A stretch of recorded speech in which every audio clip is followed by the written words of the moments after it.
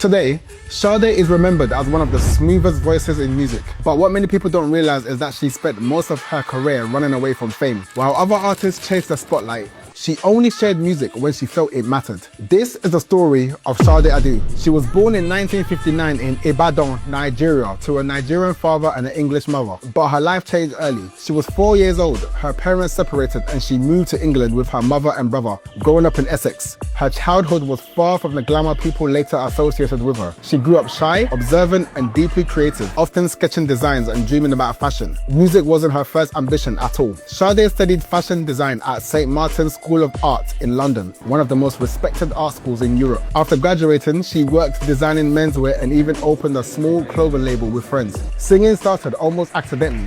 In the early 1980s, she joined a London band called Pride, working in small clubs while still working in fashion. But the moment audiences heard her voice, something shifted.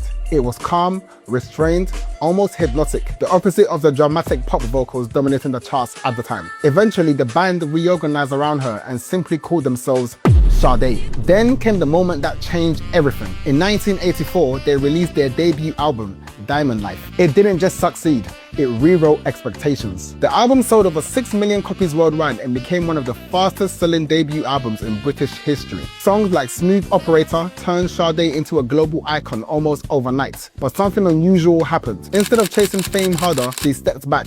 At the peak of her success in the late 1980s, Sade moved out of London and bought a quiet countryside home in England, choosing horses, nature and privacy over a celebrity life. While the music industry thrived on constant visibility, she built a career around absence, and yet the music kept arriving. Albums like Promise, Stronger Than Pride and Love Deluxe produced songs that quietly became generational classics. The Sweetest Taboo, No Ordinary Love and Cherish the Day. One of those songs, No Ordinary Love, later won a Grammy Award and became one of the most sampled and remixed soul tracks of its era.